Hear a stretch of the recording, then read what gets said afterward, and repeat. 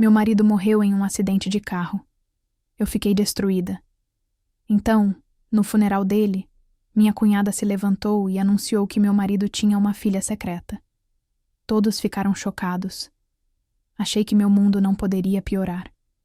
Mas então, ela revelou o que realmente estava no testamento dele, e eu percebi que nada no meu casamento era como eu pensava. Vou te contar sobre o segredo que meu marido guardava, quem essa criança realmente era, e o que aconteceu quando o advogado leu o verdadeiro testamento que mudou tudo. Mas antes disso, deixa eu te contar sobre o homem com quem eu achava que tinha me casado. Conheci Daniel quando eu tinha 26 anos. Ele tinha 32. Era bem-sucedido, charmoso e tudo o que eu achava que queria. Ele trabalhava com desenvolvimento imobiliário, ganhava bem e me tratava como se eu fosse a pessoa mais importante do mundo. Nos casamos depois de 2 anos de namoro. Parecia um conto de fadas. E se você está assistindo isso enquanto sente que a sua própria vida está desmoronando, se inscreva no canal. Deixa um like se você quer mais histórias reais. E me conta nos comentários de onde você está assistindo. Eu adoro me conectar com vocês. Tivemos um bom casamento, ou pelo menos foi o que eu pensei. Daniel trabalhava muitas horas, mas sempre arrumava tempo para mim. Viajávamos, saíamos para jantar, falávamos sobre ter filhos algum dia. Ele era carinhoso, atencioso, e eu nunca tive um motivo para duvidar dele. Estávamos casados havia 6 anos quando ele morreu. O acidente aconteceu em uma terça-feira. Daniel estava voltando para casa depois de uma reunião de trabalho em outra cidade. Um caminhão avançou o sinal vermelho e bateu de frente com o carro dele. Ele morreu na hora. A polícia apareceu na minha porta às 11 da noite para me avisar. No começo eu não acreditei. Achei que fosse um engano, mas não era. Os dias seguintes foram um borrão. Planejar o funeral, ligar para familiares e amigos, tentar processar que meu marido tinha ido embora. A família do Daniel veio de outro estado. Os pais dele, a irmã mais nova, Rachel e alguns primos. Eu sempre tive um bom relacionamento com eles. Eles foram solidários e me ajudaram durante a pior semana da minha vida. O funeral foi no sábado. Foi uma cerimônia bonita. Muitas pessoas apareceram. Daniel era muito querido. Os sócios dele falaram sobre como ele era um ótimo homem. Os amigos contaram histórias engraçadas. Eu mal conseguia me manter de pé. Fiz um discurso curto sobre o quanto eu o amava e o quanto sentiria falta dele.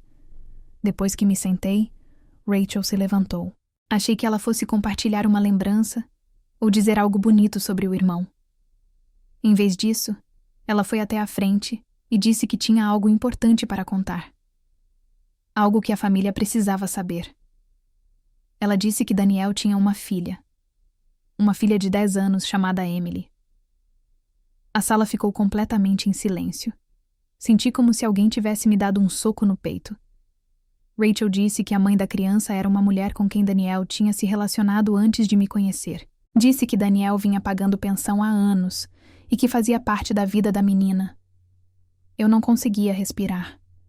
As pessoas olhavam para mim, para Rachel, umas para as outras. A mãe do Daniel parecia chocada. O pai dele estava vermelho de raiva.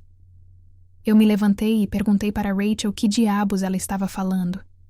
Ela me olhou com uma expressão triste e disse que sentia muito por eu estar descobrindo daquela forma, mas que era verdade. Ela disse que Daniel tinha contado para ela sobre Emily anos atrás e a fez prometer que não contaria nada. Disse que ele planejava me contar um dia, mas nunca encontrou o momento certo. Disse que achava que eu merecia saber, especialmente agora. Eu saí do funeral. Não consegui ficar ali. Não consegui olhar para ninguém. Entrei no meu carro e simplesmente dirigi. Não sabia para onde estava indo. Só precisava fugir. Meu telefone começou a tocar. A mãe do Daniel, o pai dele, Rachel, amigos. Ignorei todos. Fui para um hotel e fiquei lá por 2 dias. Não consegui voltar para casa. A casa me lembrava de Daniel, e agora cada memória parecia uma mentira. Ele esteve mentindo para mim durante todo o nosso casamento? Ele saía escondido para ver essa criança enquanto eu achava que ele estava trabalhando? Como eu nunca percebi. Rachel me ligou várias vezes. Deixou mensagens dizendo que precisava falar comigo, que havia mais coisas que eu precisava saber. Finalmente atendi no terceiro dia. Ela disse que sentia muito por ter jogado aquela bomba no funeral, mas que não sabia como fazer de outra forma. Disse que precisávamos nos encontrar. Havia algo sobre o testamento do Daniel que eu precisava ver. Nos encontramos em uma cafeteria. Ela parecia exausta, como se não tivesse dormido. Disse que sabia que eu estava com raiva e confusa, e que não me culpava por isso. Então ela disse que a história sobre Emily não era totalmente verdadeira. Perguntei o que isso queria dizer. Ela disse que Emily existia, mas não era filha biológica do Daniel. Fiquei completamente confusa. Rachel explicou que a mãe de Emily, uma mulher chamada Jessica, tinha sido namorada do Daniel na faculdade. Eles namoraram por cerca de 1 ano antes de terminarem. Alguns anos depois, Jessica entrou em contato com Daniel. Ela estava grávida, passando dificuldades, e o pai da criança tinha a abandonado. Ela não tinha apoio da família e não sabia o que fazer. Daniel ficou com pena dela.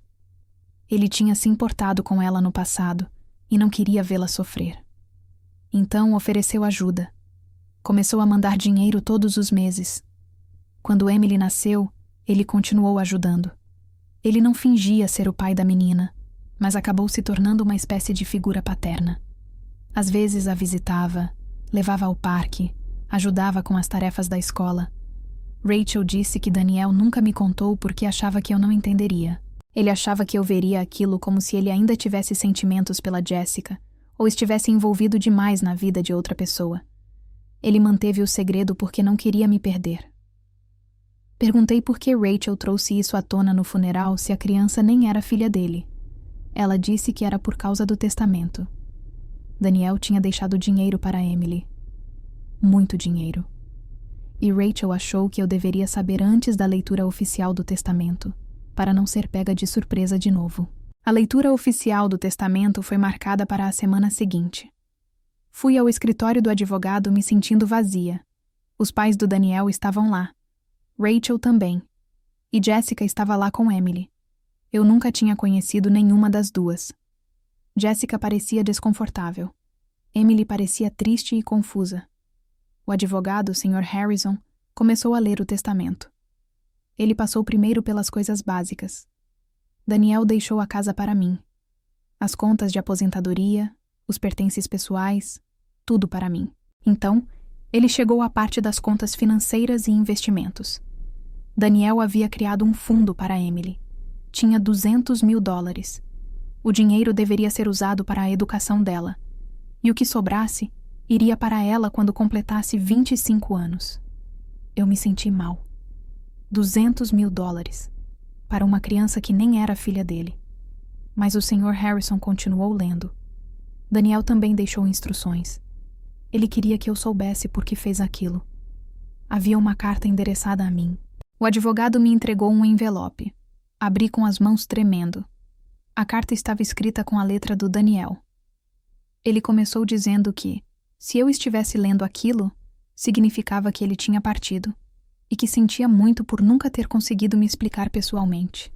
Ele escreveu sobre Jessica, sobre como eles tinham namorado na faculdade e como ela entrou em contato anos depois. Explicou que ajudou porque ela não tinha mais ninguém, e ele não suportava a ideia de uma criança crescer sem apoio.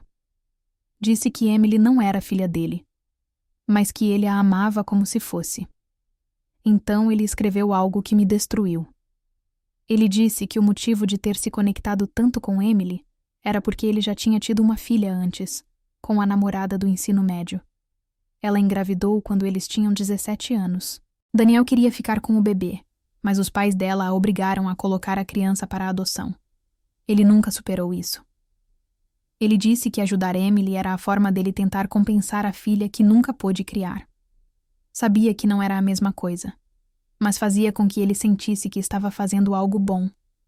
Disse que nunca me contou, porque tinha vergonha do quanto aquilo ainda doía, e não queria que eu achasse que ele estava preso ao passado. A carta dizia que ele me amava mais do que tudo. Pedia desculpas por guardar segredos e dizia que esperava que eu entendesse por que fez o que fez. Disse que queria garantir que Emily estivesse cuidada, mas também queria garantir que eu tivesse tudo o que precisasse. Disse que esperava que eu o perdoasse. Eu chorava tanto que mal conseguia enxergar.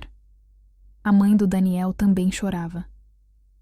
Rachel colocou a mão no meu ombro. Jessica olhava para o chão. Emily estava abraçando a mãe, assustada. O Sr. Harrison disse que havia mais uma coisa. Daniel havia deixado para mim uma segunda conta que eu não conhecia. Tinha mais de $500 mil.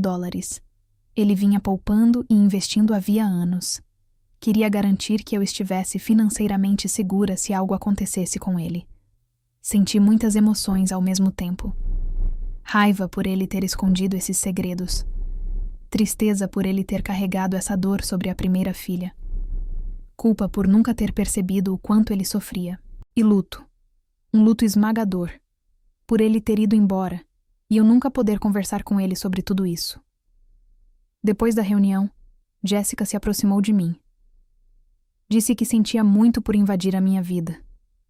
Disse que Daniel tinha sido um bom homem, que a ajudou quando ela não tinha para onde ir. Disse que Emily perguntava por ele o tempo todo e ficou devastada quando soube que ele tinha morrido. Olhei para Emily. Ela tinha 10 anos, era magrinha, com grandes olhos castanhos. Parecia apavorada. Perguntei se Daniel era legal com ela. Ela assentiu e disse que ele costumava levar livros para ela e ajudar com a lição de casa. Disse que ele falava que ela podia ser o que quisesse, se esforçasse. Algo dentro de mim amoleceu. Aquela criança não pediu nada disso. Ela também perdeu alguém que se importava com ela. E sim, Daniel deveria ter me contado. Deveria ter sido honesto. Mas ele estava tentando fazer algo bom em uma situação complicada e confusa. Disse a Jessica que eu não estava com raiva dela nem de Emily.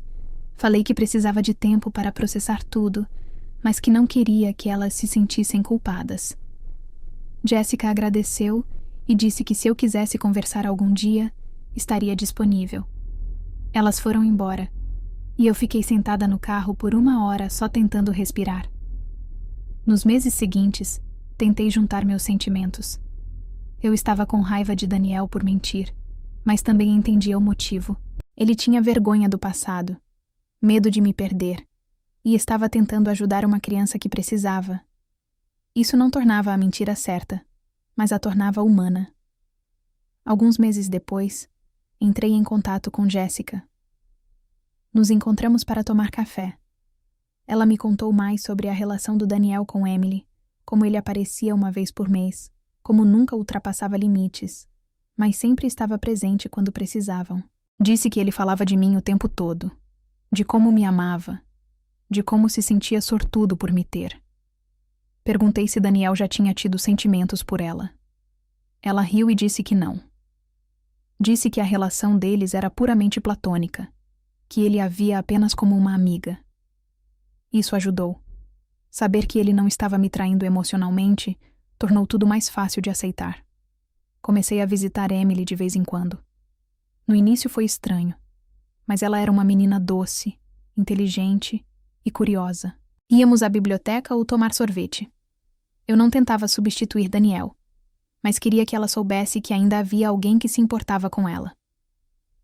Os pais do Daniel tiveram dificuldade com tudo isso. Ficaram chateados por ele nunca ter contado sobre a filha que foi colocada para adoção. Ficaram confusos em relação a Emily. Mas com o tempo, aceitaram. Eles começaram a visitar Emily também. Ela passou a fazer parte da família de alguma forma. Rachel me contou que ficou semanas debatendo consigo mesma se deveria dizer algo no funeral. Disse que sabia que me machucaria, mas não queria que eu entrasse naquele escritório de advocacia completamente despreparada. Eu entendi, mesmo achando a forma como ela fez extremamente dura. Olhando para trás, eu queria que Daniel tivesse confiado em mim o suficiente para contar a verdade. Queria que ele tivesse me deixado participar dessa parte da vida dele em vez de esconder. Mas também sei que as pessoas são complicadas. Todos carregamos dores, vergonhas e segredos que achamos que vão destruir tudo se vierem à tona. Daniel não era perfeito. Ele mentiu para mim por anos, mas também me amou, cuidou de mim e tentou fazer algo bom por uma criança que precisava de ajuda. Posso estar com raiva da mentira e ainda assim valorizar o homem que ele foi. As duas coisas podem ser verdade ao mesmo tempo. O dinheiro que ele me deixou me deu uma segurança financeira que eu nunca imaginei ter. Pedi demissão e voltei a estudar algo que sempre quis. Viajo mais. Vivo uma vida que Daniel teria desejado para mim. Emily tem 13 anos agora. Ainda nos vemos. Ela vai bem na escola, fala sobre ir para a faculdade e tem grandes sonhos. O dinheiro que Daniel deixou para ela tornará esses sonhos possíveis. Esse é o legado dele. Não os segredos, mas as vidas que ele transformou. Depois do funeral do meu marido, minha cunhada revelou uma criança secreta. Achei que isso me destruiria. Mas então descobri a verdade. E percebi que meu marido era apenas um homem falho, tentando fazer o certo pelas pessoas com quem se importava. Sinto falta dele todos os dias. E eu o perdoei pelos segredos.